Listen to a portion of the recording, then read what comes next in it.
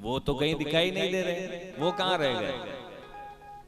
देखो काकी, मुझे आपके वो तो इन दो आंखों से कहीं दिखाई नहीं दिए, मैं उनके आमंत्रण पर नहीं, वो मुझे कहीं मिले भी नहीं।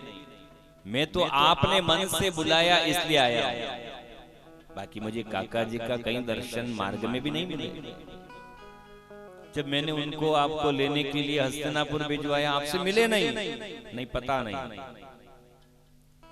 तो प्रभु आपको भूख लग रही होगी, क्यों नहीं, दुर्योधन के 56 भोग त्याग करके आया हूं, भूख तो बहुत तेज लग रही है। तो बिरारी अब भोजनशाला में देखिए, रसोई घर में तो बासी साग पड़ी है।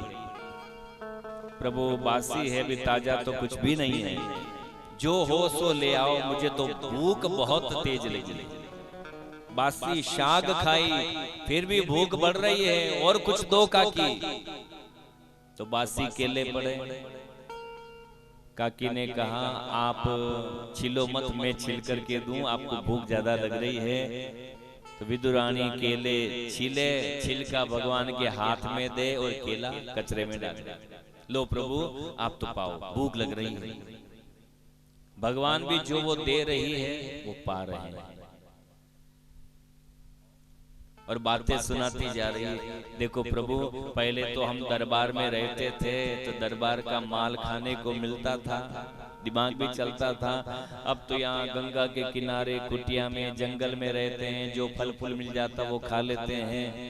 तो अब देखो उनका दिमाग ही नहीं चलता। मैंने आपको लेने के लिए भिजवाया, न तो आपसे मिले और न ही यहाँ आए। मैंने कहा था जंगल से ताजा ताजा फल लेके आना, तो अभी तक घर पे भी नहीं आए। उनका दिमाग ही नहीं चलता है। भगवान मन में सोचने लगे कि मेरे काका जी की बुराई कर रही हो कि उनका दिमाग नहीं चलता है, पर आपको तो गुणहू चाली रही हो, जो केला तो कचरे में डाल रहे हो, छिलका खिला रहे हो। पर भगवान ज्यादा बोले कुछ नहीं, जो विदुरानी प्रेम से दे रही है वो पा रहे हैं। जितने में तो विदुर जी आ गया। भगवान के जूते देखे द्वार पर, अरे प्रभु मेरे से पहले यहाँ आ गए, मैं तो मिला भी नहीं। अंदर देखा तो विदुरानी छिलका खिला रही और यही बात बोलती जा रही, उनका दिमाग नहीं चलता है। जितने तो काका जी बोल पड़े, भाग्यवान दिमाग मेरा नहीं चलता है या आपका नहीं चल रहा है। देखो प्रभु को क्या खिला रही हो, छिलके खिला रही हो, केला कचरे में डाल रही हो। विदुरानी और विदुर दोनों हाथ जोड़ करके विनती करने लगे, प्रभु आप तनिक बोल तो सकते थे कि काकी क्या खिला रही हो। आपको भूख लग रही थी तो मैं ताजा ताजा फल अब लेके आया हूं, प्रभु आप ये पालो। भगवान ने कहा नहीं विदुर, अब हम तृप्त हो गए, हमें बहुत स्वाद आया केले में, बासी साग हमें बहुत स्वादिष्ट लगी, हम तृप्त हो गए। विदुरानी रोने लगी, प्रभु लोग आपको पकवान परोसते हैं और मेरे यहाँ आपने बासी साग और केले के छिलके खाए, हम कैसे अभागे हैं प्रभु, आपकी सेवा नहीं कर पाए। भगवान कहते हैं ना विदुरानी, आप ऐसा मन में ना सोचो, जो प्रेम से मुझे खिलाता है, मुझे ये व्यंजन नहीं चाहिए, मुझे तो प्रेम और भाव चाहिए। आपने जो प्रेम से दिया वो मैं स्वीकार करता हूं। भाव का भूखा हूं मैं, बस भाव ही सार है, भाव से मुझको भजे तो भव से बेड़ा पार है। भाव बिन सुनी पुकारे मैं कभी सुनता नहीं, और भाव से छिलके भी स्वीकार है। आपने भाव से जो दिया वो मुझे स्वीकार है। इसीलिए मेरे भाई बहन, ठाकुर जी को प्रेम करो, भाव के साथ। बिना भाव रीजे नहीं, नटवर नंद किशोर। भगवान श्री कृष्ण ने गीता में भी कहा है अर्जुन, भावो ही विद्यते देवा, तस्मात् भावो ही कारणम। भाव ही प्रधान है, भाव के साथ भगवान का पूजन और सेवा करें। और भाव के विषय को मुझे आजकल ज्यादा समझाने की जरूरत नहीं पड़ती है। आप सब लोग भाव जानते हैं। मंडी में लहसुन का भाव नहीं हो तो, मंडी में सोयाबीन का भाव नहीं हो तो, बोरियां भरी बातें देखी मैंने पूछा हुक्म ये लहसुन भी ना गुरुजी भाव को नहीं बाणो। अब विचार करना, आपकी बात से ही आपको समझा रहा हूं। जब हम छोटे किसान भी मंडी में भाव चाहते हैं, भाव हो तो अपना माल बेचते हैं, तो जरा विचार करो, इतनी लंबी चौड़ी मंडी लगा करके वो परमात्मा बैठा है, वो ठाकुर जी क्यों नहीं भाव देखेगा? जब आप ही भाव देख रहे हो तो भगवान भाव नहीं देखेगा? भगवान की मंडी में भी भक्ति रूपी माल, प्रेम रूपी माल, मुक्ति रूपी माल ये ठाकुर जी की मंडी में मिलता है। तो जिस भक्त का भाव अच्छा होगा, प्रभु अपना माल भी उसे बेच देगा। प्रेम ले जा, भाव ले जा, मुक्ति ले जा, भक्ति ले जा। तो भाव अच्छा रखो। दुनिया में ऐसी कोई डोर नहीं जो भगवान को बांध सके। भगवान ऐसे किसी के बंधन में नहीं आते। बस प्रेम और भाव ही एक ऐसी डोर है जिससे ठाकुर जी, जिससे मैया यशोदा ने भगवान को औखल से बांध दिया, प्रेम भाव से बांध दिया, ममत्व के भाव से, वात्सल्य के भाव से ठाकुर जी बंध गए। महाभारत की लड़ाई आखिर में नहीं माना दुर्योधन। भगवान द्वारिकाधीश ने 27 अक्षोणी नारायणी सेना कौरवों की ओर दी और स्वयं पांडवों की ओर रहे। अर्जुन का रथ था। युद्ध प्रारंभ हुआ। महाभारत की लड़ाई के छठे दिन भीम और दुर्योधन में मल्ल युद्ध हुआ। भीम ने दुर्योधन की जंगा को तोड़ दिया। अब वो खड़ा नहीं हो सकता, मैदान में आ नहीं सकता। तो संध्या काल को गुरु पुत्र अश्वत्थामा दुर्योधन से मिलने के लिए आया। दुर्योधन ने कहा, हे अश्वत्थामा, मैं तो अब लड़ाई कर नहीं सकता, खड़ा हो नहीं सकता, परंतु आप पांडवों के मस्तक काट करके मुझे ले आओ तो हस्तिनापुर का आधा राज्य तुम्हें दूंगा अश्वत्थामा। पांडवों को मार के लिया। गुरु पुत्र अश्वत्थामा लोभ में आया और रात्रि के समय पांडवों को मारने चला। पर एक बात है मेरे भाई बहन, जिस भक्त ने अपना संपूर्ण जीवन भगवान को समर्पित कर रखा है, उसे जगत में कभी भी चिंता नहीं करना चाहिए। चिंता करे तो ठाकुर जी करे, हम क्यों करें? यदि भक्त को विश्वास है कि मेरे ऊपर ठाकुर जी का हाथ है, तो बोलो कोई डंडे की मारेगा तो पहले किसको लगेगी? ठाकुर जी को लगेगी ना।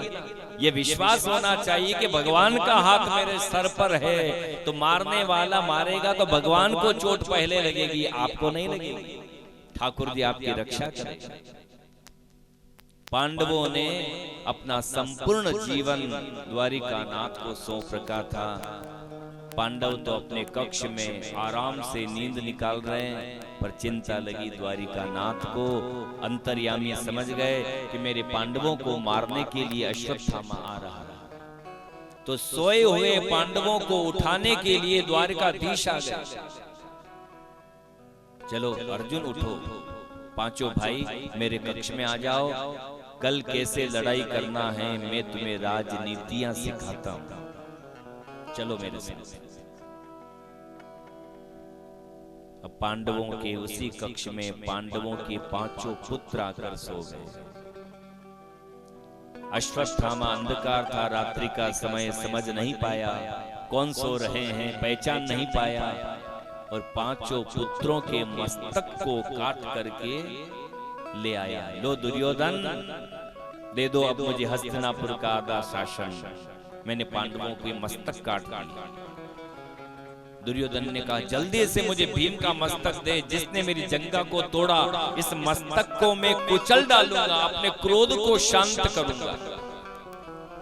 प्रकाश करके देखा तो पांचों मस्तक पांडवों के नहीं, पांडवों के पुत्रों के मस्तक। दुर्योधन यहाँ पर रोने लगा, हे गुरु पुत्र अश्वत्थामा, तेने ये पाप कर्म क्यों किया? इन बालकों का क्या दोष था जो तू इन्हें मार करके ले आया? मैंने पांडवों को मारने के लिए बोला था। वो ज्योतिषियों ने दुर्योधन की मृत्यु कब लिखी थी? जब दुर्योधन को हर्ष और शोक संधि हो जाएगा, उसी समय दुर्योधन का प्राणांत हो जाएगा। आज दोनों घटना एक साथ हो गई। जब अश्वत्थामा ने कहा मैं पांडवों के मस्तक काट ले आया, तो हर्ष हो गया, और प्रकाश करके देखा तो दुख हो गया। हर्ष और दुख का संधि हुआ कि दुर्योधन के प्राण छूट गए। जब कक्ष में द्रौपदी आई, अपने पुत्रों के मस्तक को कटा हुआ देखा, रक्त ही रक्त बह रहा है। जोर से द्रौपदी चीख पड़ी, हे कृष्ण, हे कृष्ण। पांचों पांडव प्रभु सहित कक्ष में दौड़ करके आए। द्रौपदी क्या हुआ?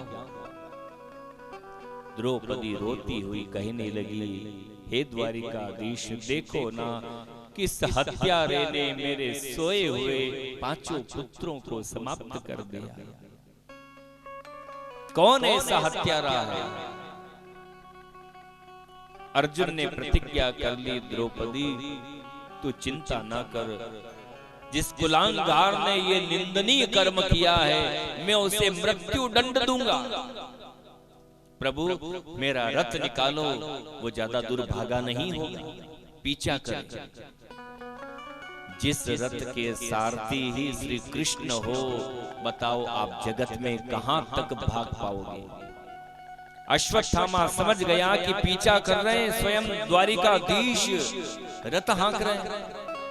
अपनी रक्षा के लिए अश्वत्थामा ने ब्रह्मास्त्र छोड़ दिया। भगवान ने कहा, अर्जुन, ब्रह्मास्त्र का उत्तर ब्रह्मास्त्र ही होता है, तू भी छोड़। दोनों ब्रह्मास्त्र ब्रह्मांड में टकराए। अब देखो यहाँ गुरु द्रोणाचार्य ने अर्जुन को ब्रह्मास्त्र छोड़ना भी सिखाया, और कमजोर होने लगे तो मंत्र शक्ति के द्वारा उसे लौटाना भी सिखाया। दोनों कला सिखाई, पर गुरु द्रोणाचार्य ने अपने पुत्र अश्वत्थामा को मात्र ब्रह्मास्त्र छोड़ना ही सिखाया। निर्बल और कमजोर होने लगे तो किस मंत्र के द्वारा उसे यथास्थान लौटाया जाता है, ये विद्या अश्वत्थामा में नहीं थी।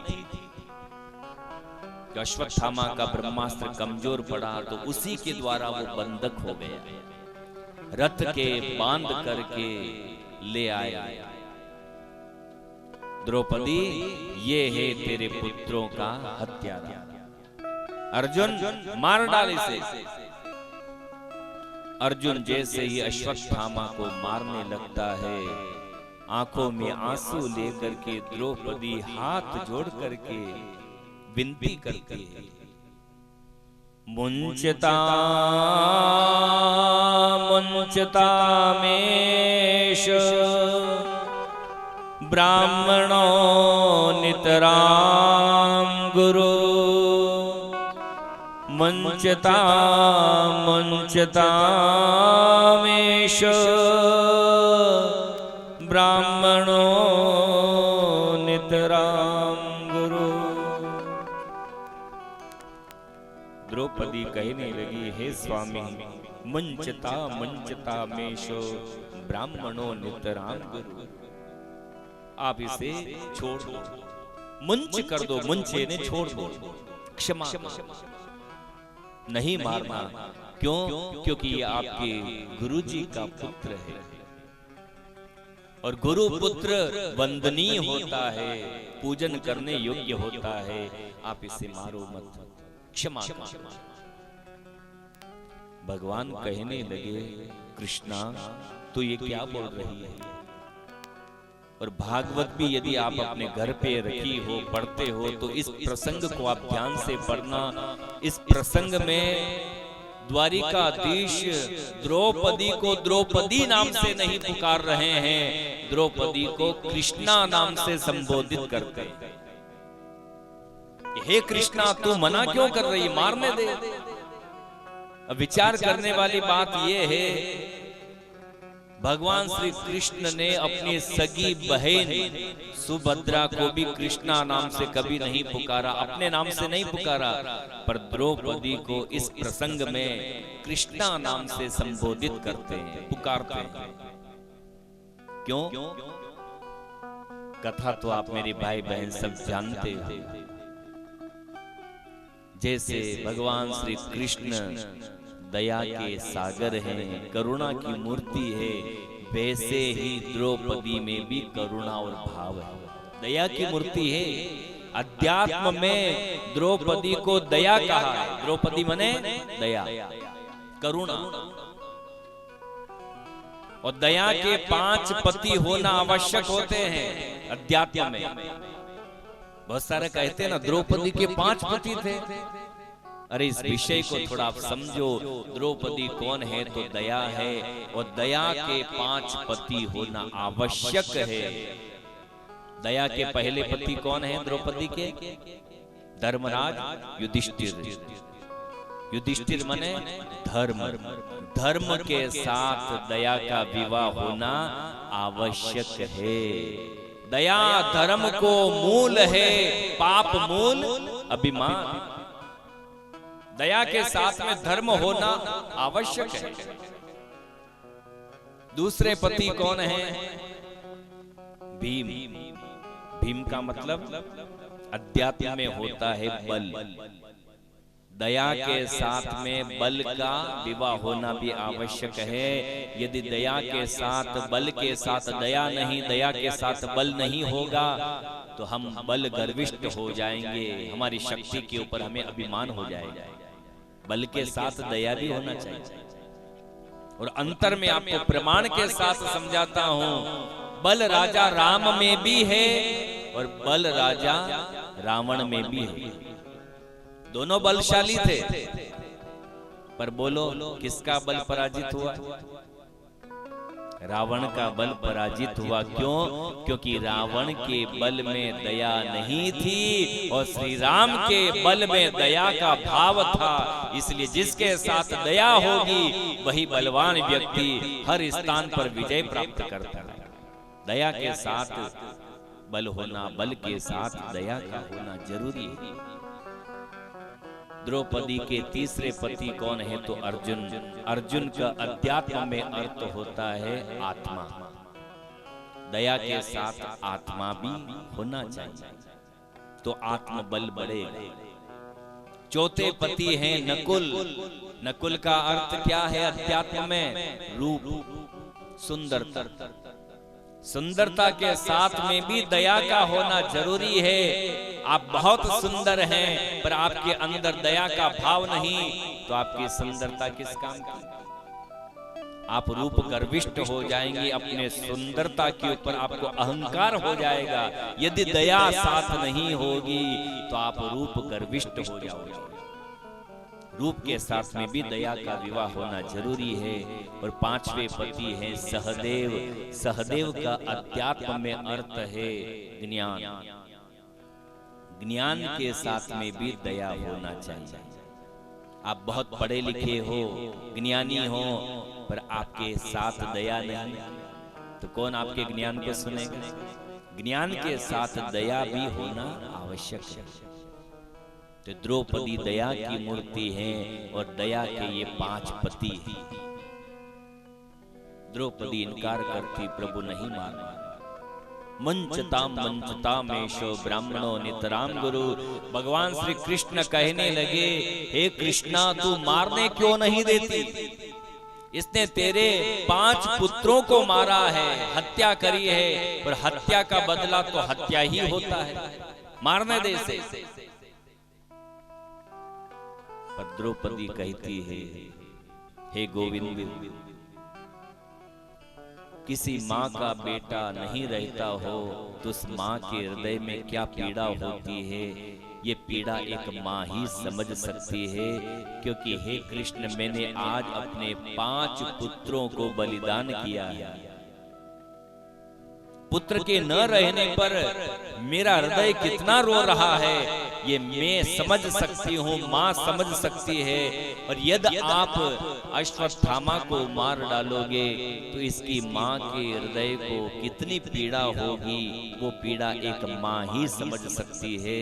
इसलिए आप इसे न मारो, मैं इसकी माँ को दुखी नहीं देखना चाहता। और दूसरी बात, ये गुरु पुत्र है, नहीं मारना। भगवान ने कहा ठीक है, मारने नहीं देते तो आशीर्वाद दे दे। द्रौपदी ने कहा हाँ, ये जरूर कर सकती हूँ। तुरंत आशीर्वाद दे दिया, अश्वत्थामा चिरंजीवी भव। अब द्रौपदी जैसी सती का आशीर्वाद कभी निष्फल नहीं हो सकता, इसलिए 7 चिरंजीवी में अश्वत्थामा भी चिरंजीवी है। हनुमत, बलि, व्यास, परशुराम और ये अश्वत्थामा भी चिरंजीवी है। भगवान ने कहा अपराध किया है अर्जुन, तो कुछ सजा तो देना पड़ेगी। माथे के बाल साफ कर दिए, शिखा को काट दिया। ब्राह्मण को यदि मृत्यु दंड देना है, मारना है, तो करना क्या है, उसे जान से गला काट करके नहीं मारना। ब्राह्मण का मृत्यु दंड ही उसकी चोटी को काट देना ही मृत्यु दंड होता है। वो मरे के समान अपने आप को समझता है। शिखा यदि किसी ने काट दी तो अश्वत्थामा की शिखा को छेदन कर दिया, मस्तक में मणि को निकाल दिया। भगवान ने कहा अश्वत्थामा, अब न तो तू सही ढंग से जी सकेगा, ना ही मर सकेगा। अनादर करके छोड़ दिया। पर अश्वत्थामा भी बदले की भावना लेकर के चला। पांडवों ने मेरा तिरस्कार किया, मेरा अपमान किया, मैं बदला जरूर लूंगा। महाभारत की लड़ाई पूर्ण हुई, पांडवों ने युद्ध को विजय किया। यत्र योगेश्वर कृष्ण यत्र पार्थो धनुर्धर तत्र श्री विजयोर्भूतिर ध्रुवा नीतिर मतिर मम। जिस और धर्म है, जिस और स्वयं योगेश्वर खड़े हो, उस और पराजय कभी हो नहीं सकती। पांडवों ने महाभारत की लड़ाई को जीत लिया, हस्तिनापुर के राजा बन गए धर्मराज युधिष्ठिर। प्रभु ने कहा अब मैं जाऊंगा द्वारिका। द्वारिका चले आए, पर धर्मराज युधिष्ठिर के मन में आया अर्जुन महाभारत की लड़ाई में अपने ही परिवार के स्वजन वीर गति को प्राप्त हुए थे, तो अपने ही भाई, तो उन सब की आत्मा को शांति मिले। इसलिए जाओ अर्जुन, द्वारिका नाथ को लेकर आओ और हस्तिनापुर में हम राजसू यज्ञ करें, सबकी आत्मा को शांति मिले। द्वारिका नाथ को लेने के लिए स्वयं अर्जुन आए और राजसू यज्ञ पूर्ण किया। भगवान चलने की तैयारी करते हैं और इधर अश्वत्थामा ने मौका देखा कि पांडवों के बाद यदि हस्तिनापुर का शासन कोई संभालेगा तो वो है उत्तरा के गर्भ में पल रहा बालक। पांडवों के बाद तो वो ही बनेगा राजा, तो क्यों ना उस गर्भ को ही मैं नष्ट कर दूं ताकि वो राज्य मुझे मिल जाए। उत्तरा कौन है, तो अभिमन्यु की धर्म पत्नी। अभिमन्यु तो चक्रव्यूह में समाप्त हो गया। उस गर्भ को मिटाने के लिए अश्वत्थामा ने ब्रह्मास्त्र छोड़ा। उत्तरा का गर्भ जलने लगा, वो रोती हुई कुंती माँ के पास आई, मेरे बालक की रक्षा करो सासू माँ, मेरा गर्भ जल रहा है। ब्रह्मास्त्र छोड़ा है अश्वत्थामा ने। कुंती ने कहा बेटी, इस जगत में द्वारिका नाथ ही रक्षा कर सकते हैं, बाकी और कोई नहीं। तो कहाँ है द्वारिका नाथ? पर प्रभु तो रथ में बैठ करके द्वारिका जाने की तैयारी कर रहे हैं। तो नंगे पांव कुंती और उत्तरा दौड़ती हुई भगवान के रथ के सामने आकर ठाड़ी हो गई और उत्तरा आंखों में आंसू लेकर के भगवान से विनती करने लगी, हे द्वारिकाधीश, अभी द्रवति मामीश माम गर्भो निपात्यता, अभी द्रवति मामीश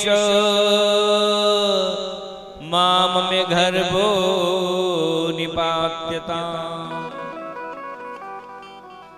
उत्तरा रोते हुए कहने लगी, हे गोविंद, मेरे गर्भ में बालक मर जाएगा। माम गर्भो निपात्यताम, अश्वत्थामा ने मेरे गर्भ पर ब्रह्मास्त्र छोड़ा है, मेरे बालक की रक्षा करो प्रभु, मेरे बालक की रक्षा करो।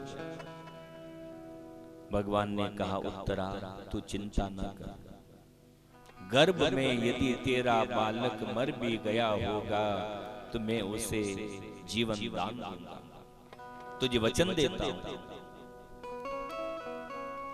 एक रूप से तो भगवान उत्तरा से बातें कर रहे हैं, कुंती बुआ से बातें कर रहे हैं, पर चिंता है कि गर्भ में कहीं उत्तरा का बालक समाप्त न हो जाए, इसलिए भगवान ने दशांगुल सूक्ष्म रूप अपना लिया,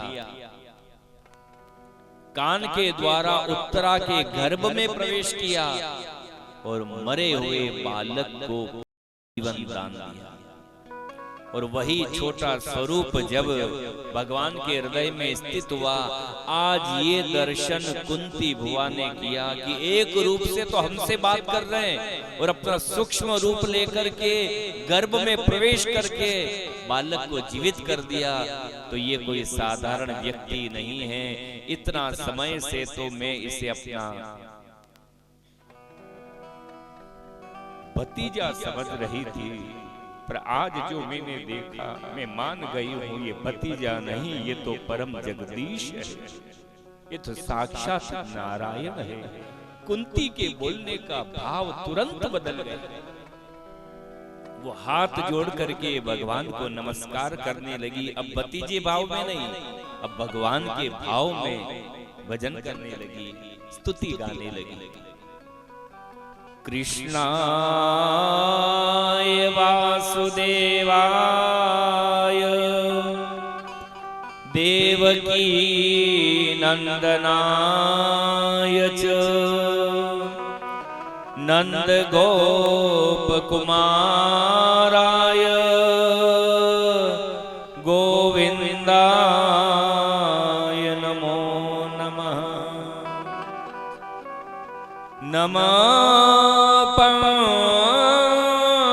पंकजनाभाय नमः पंकजमालिने नमः पंकजनेत्राय नमस्ते पंकजांग्रहे।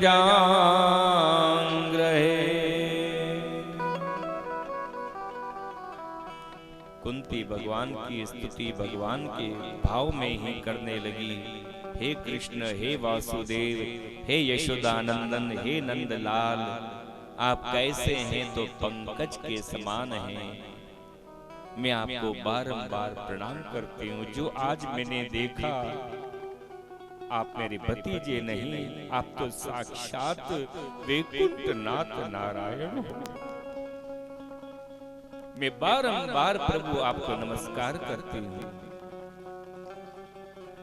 कुंती बुआ कहने लगी, हे भगवान, जब जब कोई भक्त आपकी विनती करता है, प्रार्थना करता है, स्तुति गाता है, तो आप उसे वरदान मांगने के लिए कहते हो, तो क्या आज अपनी बुआ से नहीं कहोगे वरदान मांगने के लिए?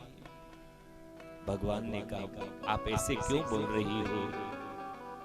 मांगो, आप क्या चाहती हो बुआ, वरदान मांगो।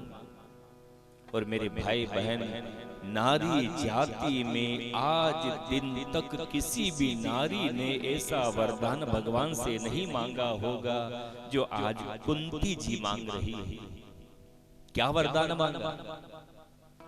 विपद संतु न शाश्वत तत्र तत्र जगद्गुरु भवतो दर्शनम यस्यात् अपुनर्भव दर्शनम।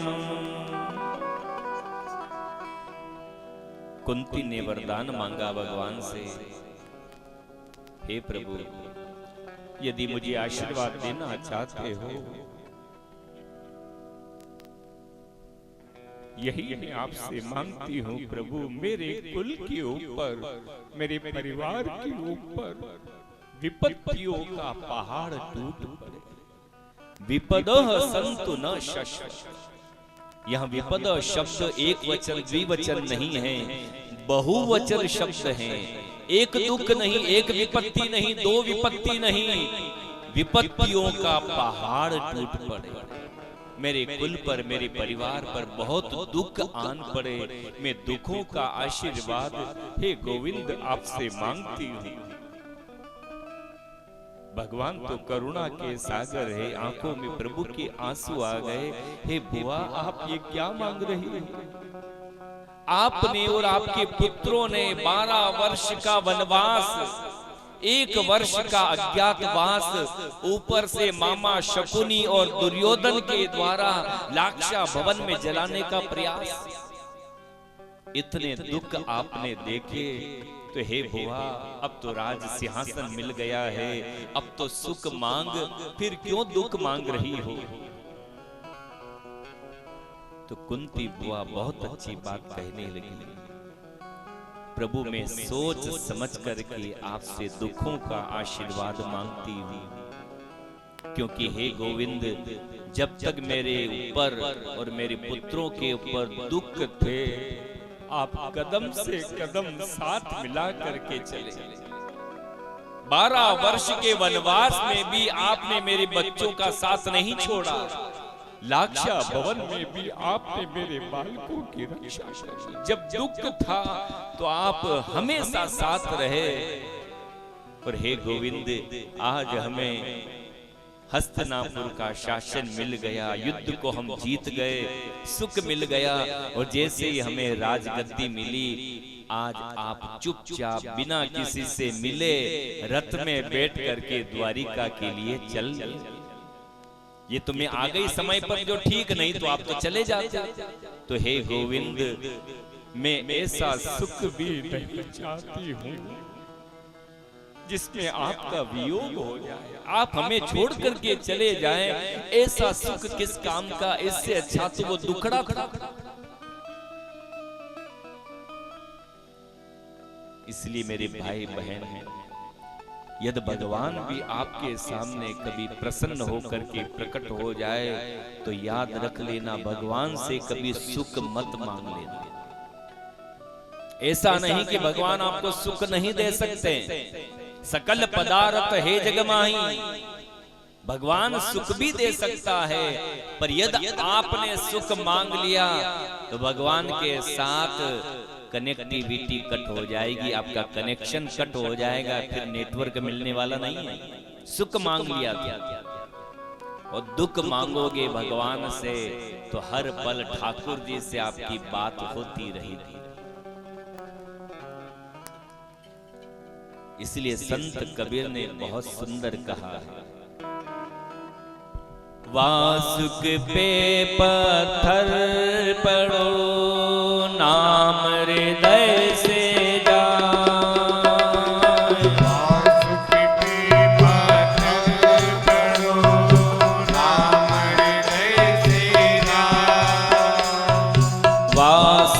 पे पत्थर पड़ो, नाम हृदय से जाए। वास पे पत्थर पड़ो,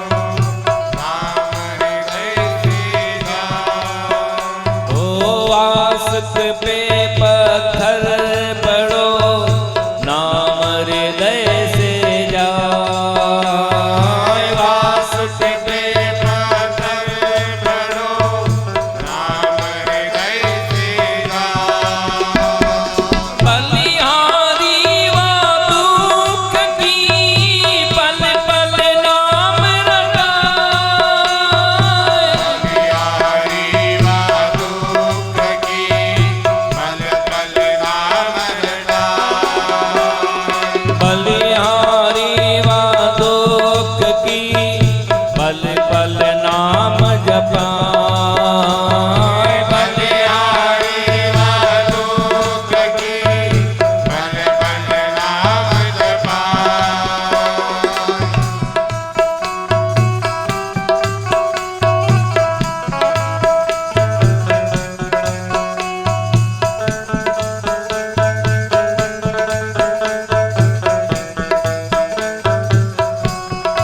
आप भी गाइए। दुख में सुमिरन सब करे, सुख में करे न कोई। दुख में सुमिरन सब करे, सुख में करे न कोई। दुख में सुमिरन सब करे, सुख में करे न कोई। दुख में सुमिरन सब करे, सुख में करे न कोई। जो सुख में सुमिरन करे, दुख काहे को होय। जो सुख में सुमिरन करे, दुख काहे को होय।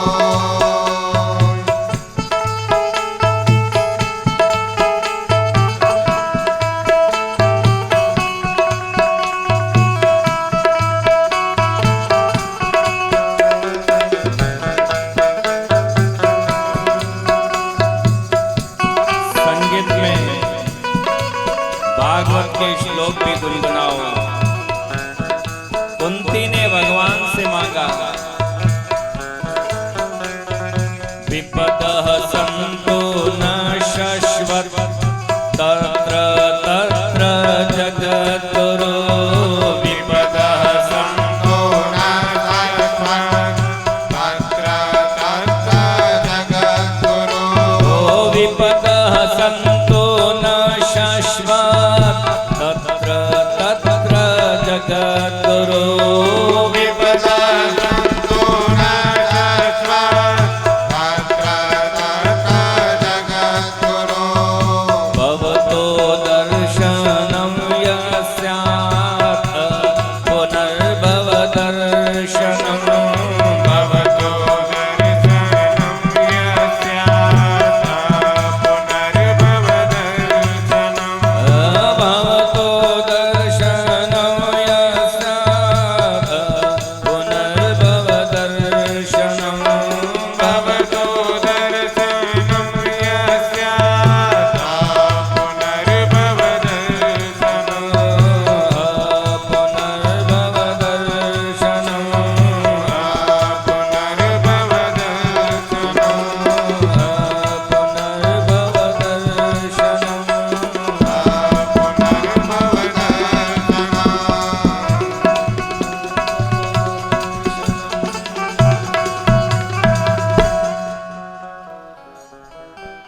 बलिहारी व दुख की जो पल पल नाम जपाए, ऐसे सुखों को ठुकरा देना जो आए और प्रभु का नाम भुला दे। ऐसे दुखों को नमस्कार करना जो दिन रात भगवान का नाम जपाए। बोलो भगवान से अब क्या मांगोगे?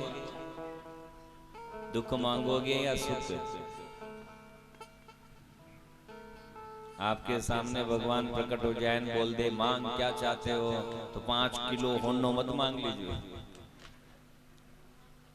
भगवान को बोलना प्रभु बहुत दुख दे, बहुत विपत्तियां दे, ताकि आपकी कनेक्टिविटी बनी रहे, आपका संपर्क सूत्र ठाकुर जी के साथ बना रहे। क्योंकि सुख के बाद जो दुख आता है वो शाश्वत दुख होता है, और दुख के बाद जो सुख आता है वो शाश्वत सुख होता है। शाश्वत यानी कभी नहीं जाने वाला, कभी नहीं मिटने वाला। तो दुख मांगोगे पहले, तो उसके बाद में जो सुख आएंगे वो कभी नहीं जाने वाले सुख आएंगे। और पहले सुख मांग लिया, इसके बाद जो दुख आएंगे वो भी कभी मिटने वाले नहीं होंगे। तो पहले दुखड़ा मांगो प्रभु से। वैसे तो मांगने की कोई जरूरत है नहीं, वो तो अंतर्यामी है। जो भगवान को मूर्ख समझता है वो मांगता है। हम उन्हें अंतर्यामी बोलते हैं, सर्वांतर्यामी बोलते हैं, तो फिर मांगने की क्या जरूरत है? वो तो गट गट की बात जानता है। पर मांगने का कभी अवसर आ जाए तो दुकड़ा ही भगवान से मांगना। जाना चाहते थे प्रभु द्वारिका, पर आज वापिस रथ घुमा लिया और हस्तिनापुर में ही रात्रि को रुके। प्रातः काल ध्यान कर रहे थे तो ध्यान में कौन दिखाई दिया? तो कुरुक्षेत्र में बाणों की सैया पर लेटे हुए भीष्म पितामह प्रभु को याद कर रहे, पुकार रहे कि हे द्वारिकाधीश, मुझे इच्छा मृत्यु का वरदान है। मैंने अभी तक अपनी मृत्यु को क्यों नहीं बुलाया? मेरे मन की यही इच्छा है कि जब द्वारिकाधीश मेरे सन्मुख हो और उसके बाद मेरे प्राण निकल जाए, कोई चिंता नहीं। तो हे गोविंद, मेरा कल्याण करने के लिए आप पधारिए। भगवान ने कहा चलो पांडवों, भीष्म पितामह मुझे पुकार रहे हैं। कुरुक्षेत्र में आए, पुनः पता चला द्वारिकाधीश आए हैं, प्रसन्नता हो गई। माथा लटका हुआ है, कोई तकिया लगाओ तो मस्तक ऊपर हो जाए, प्रभु का दर्शन हो जाए। भगवान ने इशारा किया, अर्जुन ये बिस्तर भी किसने लगाया? आपने। तो तकिया भी आप ही बनाओ। तो अर्जुन ने बाणों के द्वारा तकिया बनाया, भीष्म पितामह का मस्तक ऊपर हो गया। कंठ सूख रहा है, पितामह ने कहा मुझे पानी पिलाओ, जल पिलाओ। भगवान ने इशारा किया, अर्जुन बिस्तर भी आपने लगाया, तकिया भी आपने लगाया, तो जल भी पितामह को आप ही पिला दो। आदेश हुआ तो एक बाण धरती पर लगाया कुरुक्षेत्र में, तो बाण गंगा निकल आई। आज भी आप यात्रा करने जाओ कुरुक्षेत्र में, देखना तो आज भी वहां बाण गंगा है। अर्जुन ने बाण लगाया, गंगा निकल आई। और यह गंगा को प्यास का तो बहाना किया पितामह ने, पर हकीकत में अपनी मां का दर्शन करना था। भीष्म पितामह की मां कौन है? गंगा ही तो है, गंगा पुत्र भीष्म है। जब राजपाट में रहते थे तो भीष्म पितामह का रोज नियम था, संध्या काल को अपनी मां को दिन भर की घटना सुनाने जाते थे कि हे माँ, आज दुर्योधन ने ऐसा बोला, आज अर्जुन ने ऐसा बोला, आज युधिष्ठिर ने ऐसा बोला, आज धृतराष्ट्र ने ऐसा कहा। रोज घटना सुनाते। तो एक दिन गंगा माँ गुस्से में आ गई और कहने लगी, देखो बेटा भीष्म, जगत में आए हो जन्म लेकर, मानव शरीर लेकर के, तो घर परिवार में तो छोटी मोटी बातें होती रहती है, पर ये इसने वो कान, उसने ये कान, ये बातों से मुझे क्या मतलब? खबरदार, आज के बाद ये पारिवारिक बातें मुझे सुनाने मत आया। आज के बाद मत आना मेरे पास ये बात सुनाने। पर हाँ बेटा, एक बात मैं तुझे कह दूं, जब तुझे मेरी आवश्यकता लगे तो मुझे याद कर लेना, मैं तुझे दर्शन देने वहीं आ जाऊंगी, पर आज के बाद तू मेरे पास मत आना। तो आज भीष्म पितामह ने सोचा, अब इच्छा मृत्यु का वरदान है, उत्तरायण का समय चल रहा है, द्वारिकाधीश मेरे सन्मुख खड़े हैं, और ऐसे में यदि अंतिम समय मुझे मेरी माँ का भी दर्शन हो जाएगा तो निश्चित मेरी मुक्ति हो जाएगी। इसलिए प्यास का बहाना किया, मुझे जल पिला दो, पर दर्शन करना था अपनी माँ का। भीष्म पितामह ने भगवान का दर्शन किया, चार भुजा दिखाई, पितामह ने इनकार कर दिया, प्रभु ये चार भुजा का दर्शन तो मैंने लड़ाई के समय कई बार आपके किए हैं, युद्ध के मैदान में आपने कई बार चार भुजा का दर्शन करवाया। यदि आप मेरी मनोकामना पूर्ण करना चाहते हो प्रभु, तो मुझे तो वो दर्शन करवाओ जब यशोदा मैया अपनी गोद में बिठा करके आपको माखन मिश्री खिलाती, वो बाल रूप का दर्शन आप मुझे करा। भक्त हेतु ठाकुर जी बाल गोपाल का दर्शन भीष्म पितामह को करवाता। जैसे दर्शन किए भीष्म पितामह ने अपने नेत्र बंद कर लिए और 11 श्लोक में भगवान की स्तुति गान किया।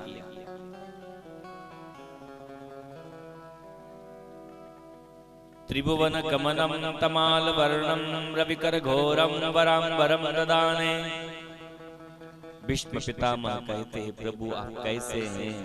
तो त्रिभुवनपति हैं। आपका वर्ण कैसा है? तो तमाल वर्णम। अब तमाल कहते हैं तमाकू को। तमाल यानी संस्कृत में तमाल पत्र यानी तम्बाकू। ये तम्बाकू खावा वाला कशा राजीवी है। देखिया माँ की तम्बाकू को नाम भी भागवत जी में आयो। तमाल वर्ण। तम्बाकू की खेती मैंने भी देखी जब मैं आज से 7-8 साल पहले छत्तीसगढ़ गया था। रायपुर में तिल्दा तहसील है और तिल्दा तहसील में नेवरा गांव, वहां भागवत करने गए तो वहां सेठ अपने खेत पर घुमाने ले गए। महाराज जी ये प्लाट वो खेत। तो तम्बाकू की खेती मैंने देखी तो मैंने कहा ये क्या है? कि महाराज जी ये तम्बाकू है। मैंने कहा ऐसी होती है कि हाँ, छोटे छोटे पत्ते। तो मैंने सेठ से कहा, मैंने सेठ जी आपने बाकी प्लाट पर तो रक्षा के लिए बागड़ लगा रखी है ताकि कोई ढोर नुकसान नहीं करे, कांटे लगा रखे, तार लगा रखे, जाली लगा रखी है, पर ये तम्बाकू के प्लाट पर आपने कोई बागड़ नहीं बनाई, ढोर नुकसान नहीं करेंगे? तो वो सेठ ने कहा गुरुजी अन्य गद्दो ही नहीं खावे।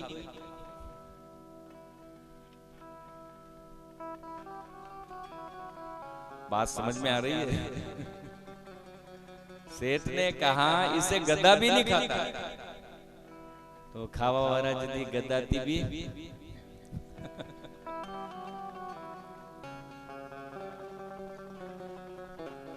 पर आजकल के भक्त बड़े होशियार है, जवाब देने में एडवांस है।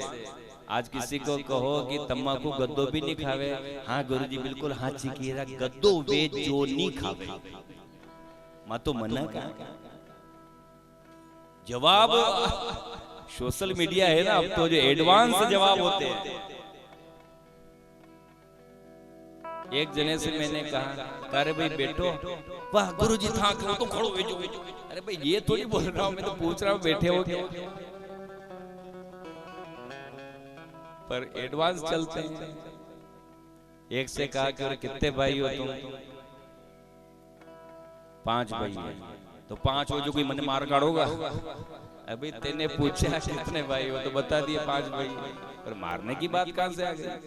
पर लोग एडवांस में जवाब रखते हैं।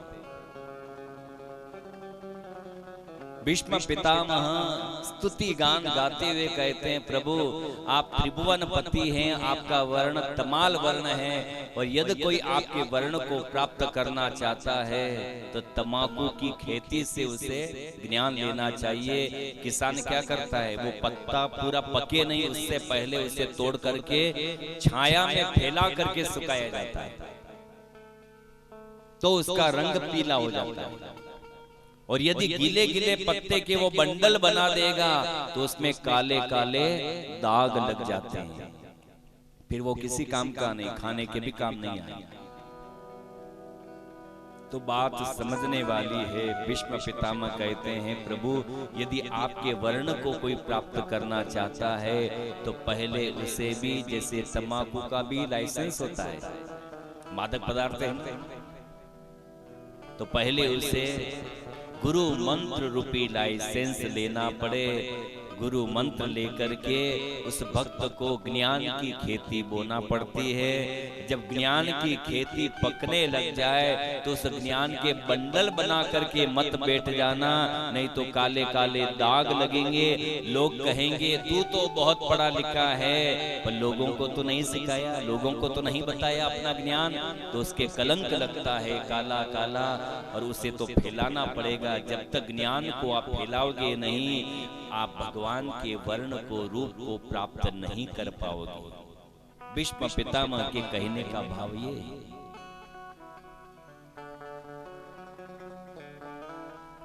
इति मति रूप कल्पिता। भीष्म पितामह कहते हैं, प्रभु मैं आपको भेंट क्या करूं? अब मेरे तो हाथ में कुछ है नहीं, कुरुक्षेत्र में रोम रोम में बाण लगे हुए हैं, मैं भेंट करूं आपको तो क्या क्या? पर हे गोविंद, मैं आपको अपनी मति भेंट करता हूं। मति मने बुद्धि, शुद्ध मन। मैंने आपसे भी बताया, भगवान से मांगना हो तो क्या मांगना? दुखड़े। अब भगवान को भेंट करना हो तो क्या करोगे? अपना शुद्ध मन भगवान को भेंट करो। भगवान को और कुछ नहीं चाहिए। मुसलमान जात में पैदा हुआ रसखान, एक बार वृंदावन चला गया, बांके बिहारी के मंदिर में दर्शन करने, तो वहां तो भक्तों की भीड़ लगी हुई।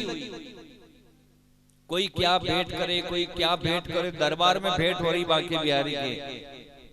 रसखान खड़ा खड़ा रोने लगा, हे बिहारी, मुझे क्या पता कि आपके दरबार में तो इतनी बढ़ चढ़ करके भेंटें होती है, पर मैं तो गरीब मुसलमान हूँ, मेरे पास कुछ नहीं है, पर आया हूँ आपसे भेंट करने, भेंट करके ही जाऊंगा।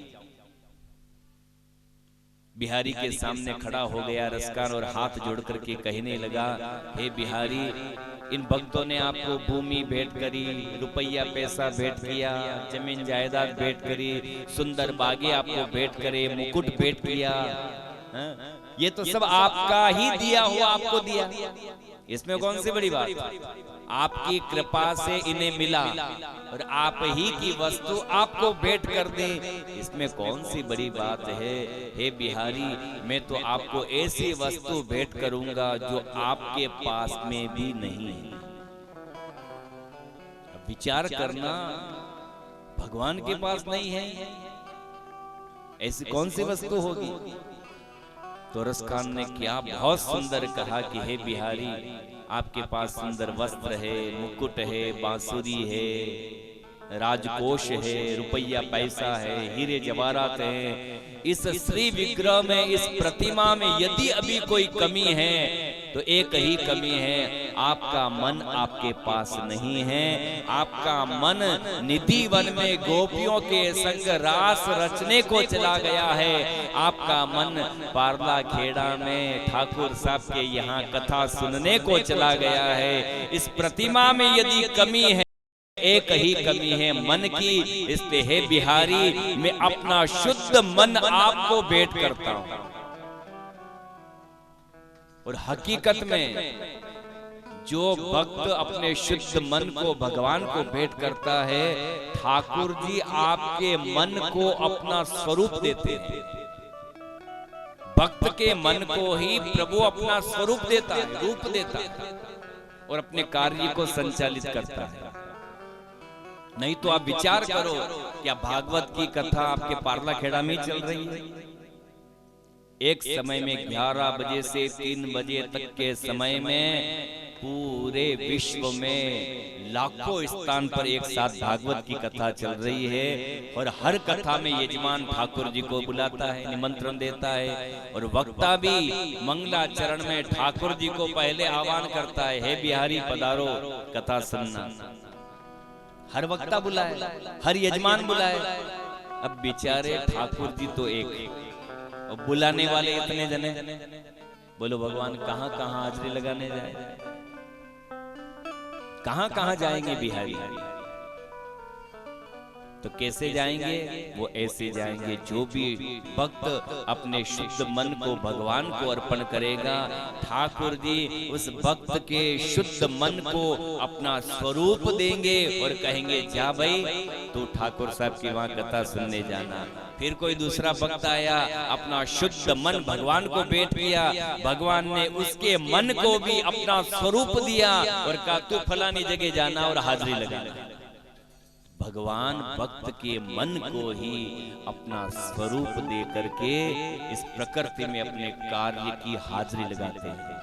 हर जगह प्रभु की हाजिरी लगती है, ऐसे ही लगाते हैं।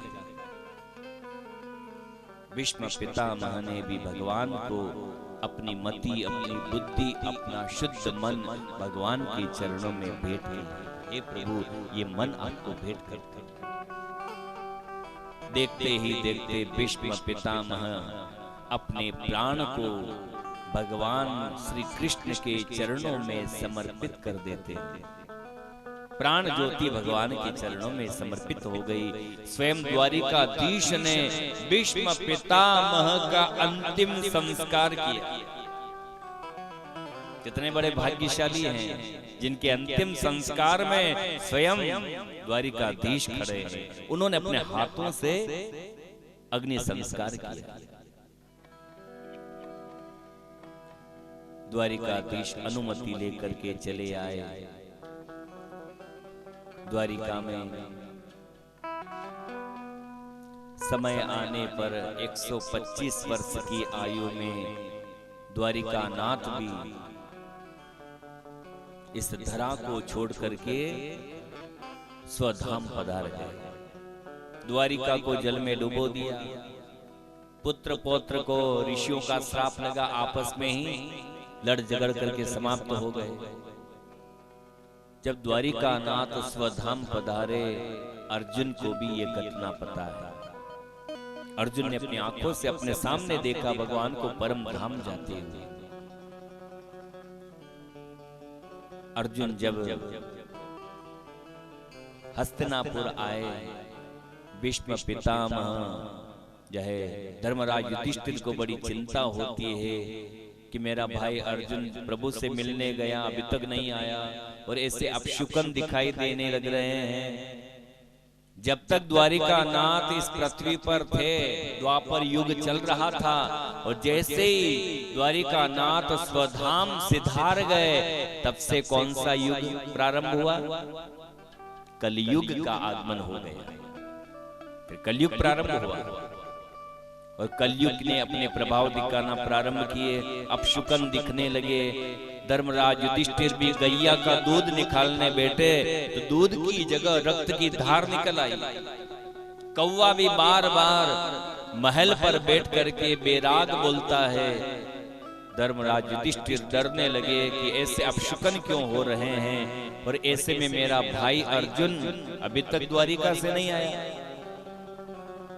रोज मार्ग को निहारते कि कब आएगा अर्जुन, कब आएगा। आज देखा तो अर्जुन रथ लेकर आ रहा है, पर अर्जुन उदास थे। क्यों? क्योंकि अर्जुन ने भगवान का स्वधाम गमन देखा। धर्मराज युधिष्ठिर ने पूछा, अर्जुन तुम आ गए? द्वारिका में हमारे परिवार के स्वजन कुशल मंगल तो हैं? अर्जुन कुछ बोलते नहीं।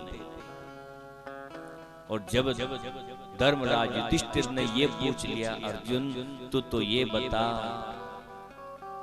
जिन्होंने 18 दिन महाभारत की लड़ाई में तेरे रथ को हांका, सारथी बने, वो द्वारिकाधीश ठीक तो है?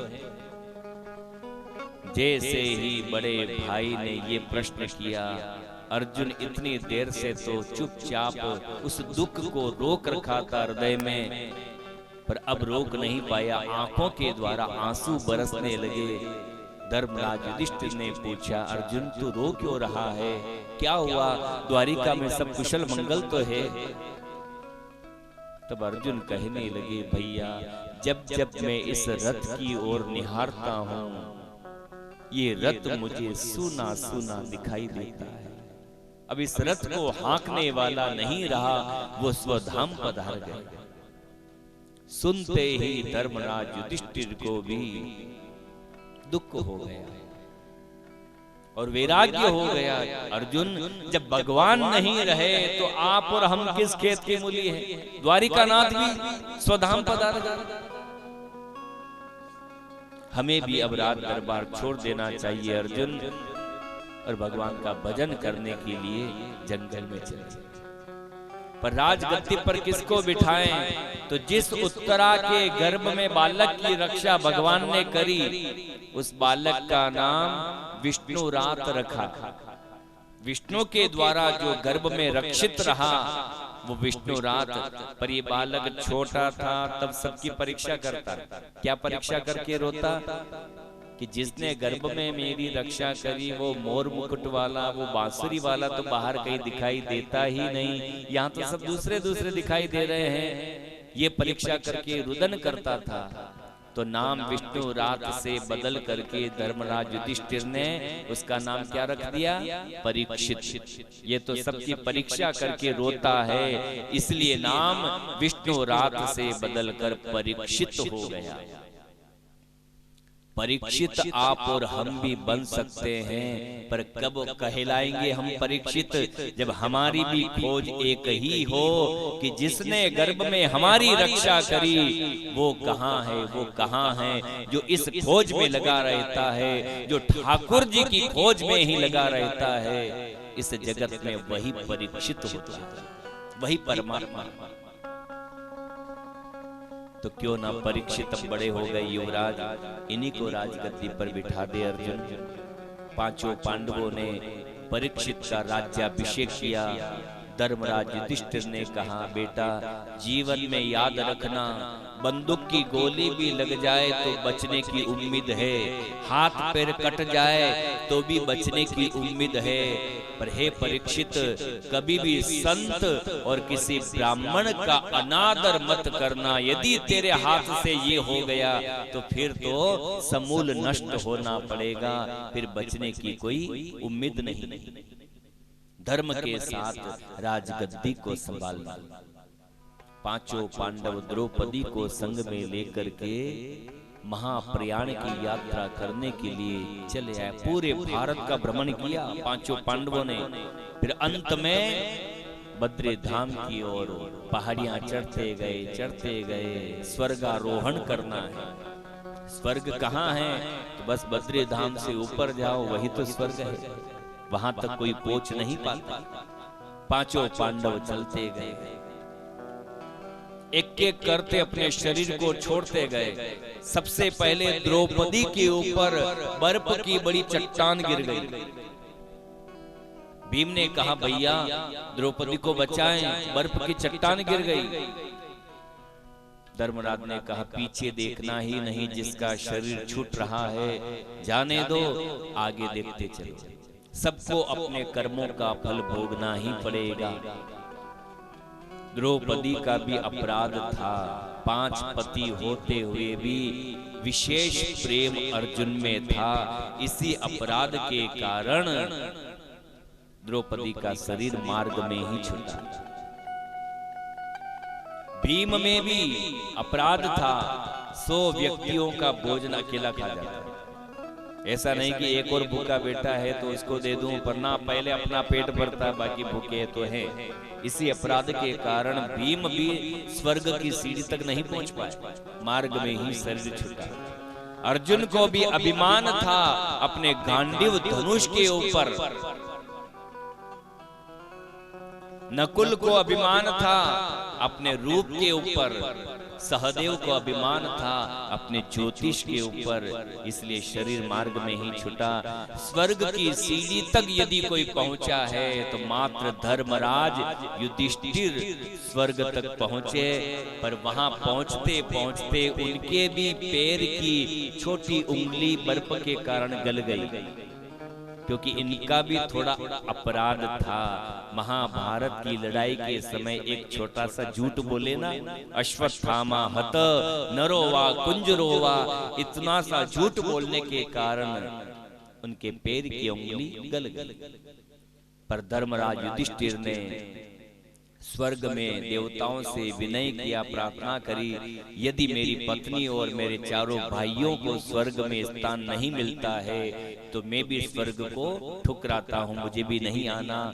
फिर धर्मराज युधिष्ठिर के प्रार्थना पर पांचों पांडवों को द्रौपदी सहित स्वर्ग में प्रवेश मिल गया।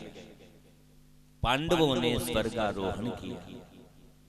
धर्मराज युधिष्ठिर ने जो है सभी पांडवों का कल्याण किया, द्रौपदी का कल्याण किया। राजगद्दी संभाल रहे हैं राजन परीक्षित। पर राजा परीक्षित के मन में भी आया कि जो मेरे पितृेश्वरों ने मुझे संपत्ति दी है, जमीन जायदाद दी थे, इसे मैं बढ़ा करके बताऊं, कम न करूं। तो कैसे बढ़ाते हैं? अपने राज्य का विस्तार करते हैं। भागवत में वर्णन है परीक्षित ने अपने राज्य का कितना विस्तार किया। भद्राश्वं केतुमालं च भारतं चोत्तरान् कुरुन् किं पुरुषादीनि वर्षाणि विजग्रे जग्रते बलिम्। भद्राश्वम केतुमालम च, भद्राश्व को जीता, केतुमाल को जीता, पूरे उत्तर भारत को जीत करके अपने राज्य में सम्मिलित कर लिया। इतना राज्य का विस्तार परीक्षित ने किया। एक बार परीक्षित के साथ घटना होती है, जंगल में गए तो एक बेल और एक गाय को देखा। बेल के 3 पैर टूटे हुए, एक पैर सलामत, वो भी कंपन कर रहा है, दूज रहा है। गाय मोटी तगड़ी। ये दोनों बेल गाय आपस में बात कर रहे थे।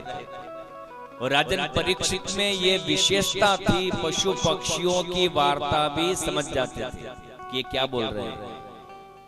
समझ गए कि ये पशु तो नहीं है, वेश बदल रखा है। रथ से उतरे और हाथ जोड़ करके पूछ लिया, आप दोनों कौन हो? आपका परिचय दीजिए। तो बेल बोला, महाराज धर्मोहम, महाराज मैं धर्म हूं। आप धर्म हो और बेल के रूप में विचरण करते हो? हाँ महाराज। इस प्रसंग को आप थोड़ा समझना ध्यान से। धर्म के कितने चरण हैं? 4 चरण। पहला चरण धर्म का कौन सा है? तो आचार प्रथमो धर्म। आचार, आचार माने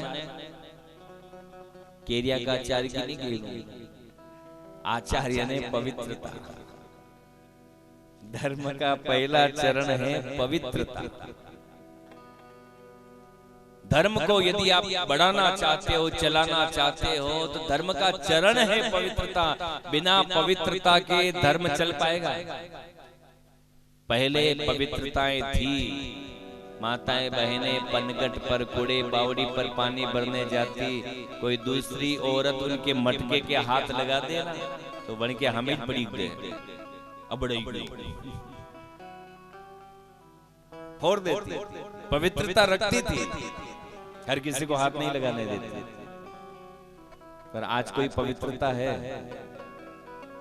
आज तो आपको मालूम है कि नल का पाइप गटर में होकर, नाली में होकर आपके किचन में आ रहा है। अब कई करा महाराज, पानी तो पीनो पड़े, टोटी माछ करना ज्यादा हो जाता है। पता है कि वो गटर में होके पाइप आ रहा है, और कभी वो पाइप थोड़ा सा लीक हो और गटर का पानी मिल ही जाए। धर्म कहता है, हे महाराज परीक्षित, लोगों ने मेरा पहला चरण पवित्रता तोड़ दिया, अब कोई पवित्रता नहीं रही, ये मेरा चरण टूट गया। धर्म का दूसरा चरण है दया। बिना दया के भी धर्म नहीं चलेगा। दया धर्म को मूल है, पाप मूल अभिमान। पहले दया थी तो धर्म भी चलता था। कोई बुजुर्ग बात साहब यदि झाड़ू लगाते तो नौजवान छोकरे खड़े हो जाते, अरे दाता हुक्म आप झाड़ू लगाओ। अच्छा नहीं लगता है, हम है ना, आप तो बैठो, हम लगाते। काम छीन लेते बुजुर्गों से। पर आज ऐसा होता है? अब तो 4 बजे उठना हो तो सासू जी उठो, ससुरा जी उठो,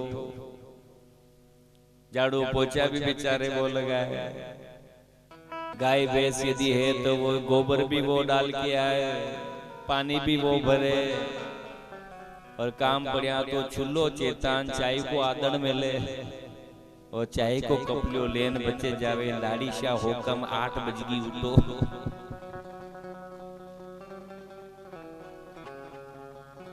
अब लाड़ी शाह होकम ने शर्म तो आवे, राते मोबाइल देखवा में रह गया, जो उठने में लेट हो गए। पर अब हाशू जी ने कही को हाशू जी वो आप मु लेट अनी वास्ते उठी, मु छोटी थी नहीं 8 साल की जदी एक कूड़ा में पड़ गई थी, और आज बादरा वीरा जो पूरा बदन टूटी गई, बहाना बनाया।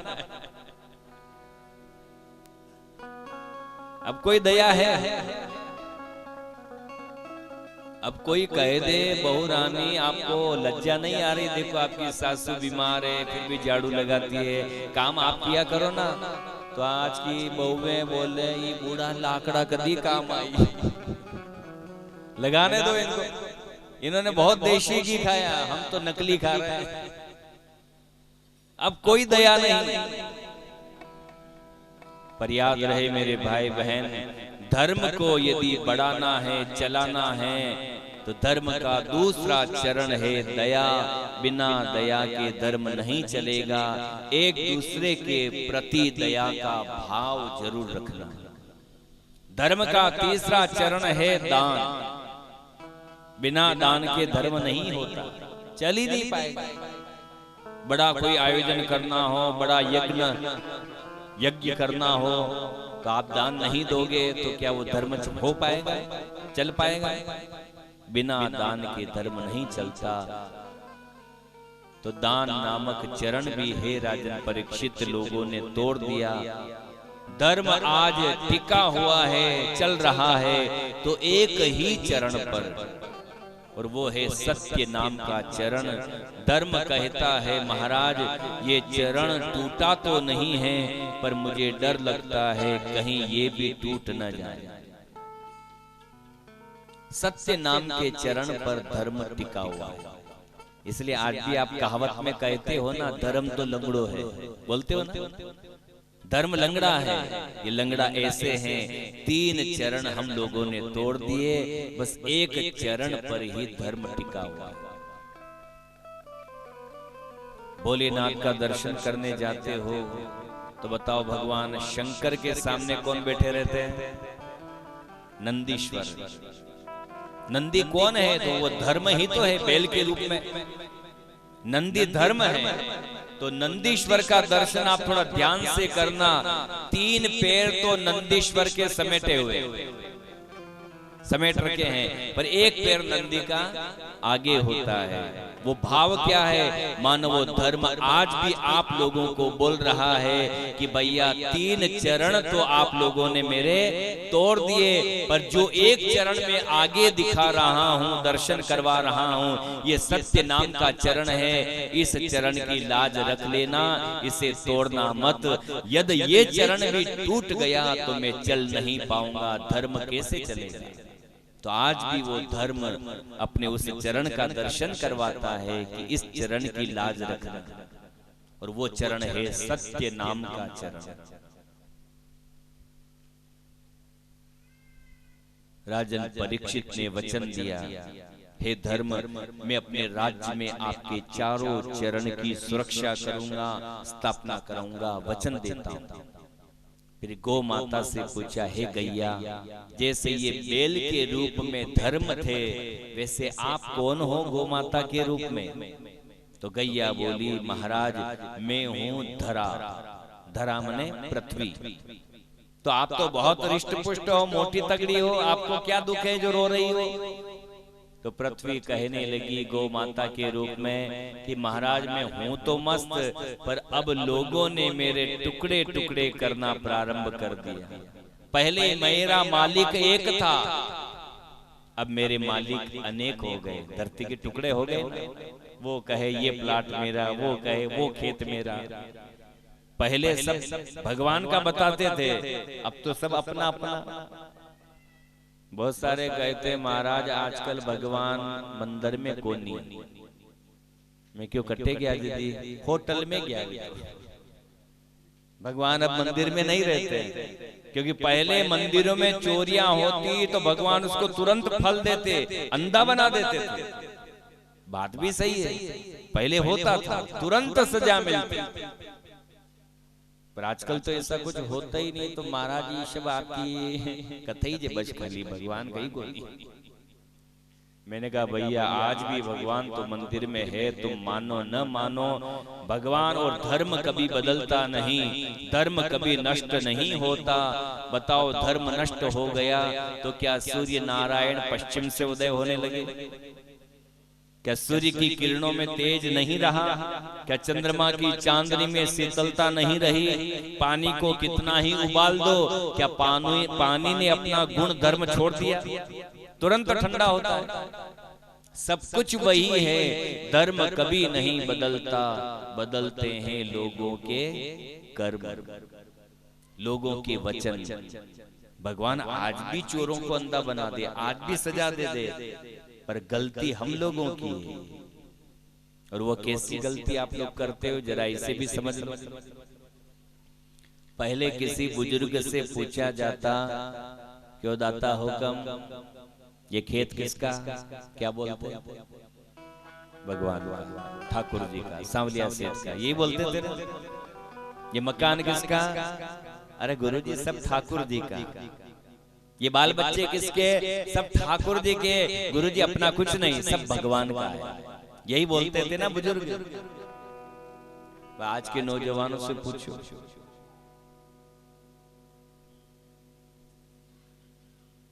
आज के लड़कों से पूछो, क्यों बनना हुक्म ये खेत अशो मीठो बोले शक्करू मीठो, आपनो ही जे बाबूजी, आपनो ही जे।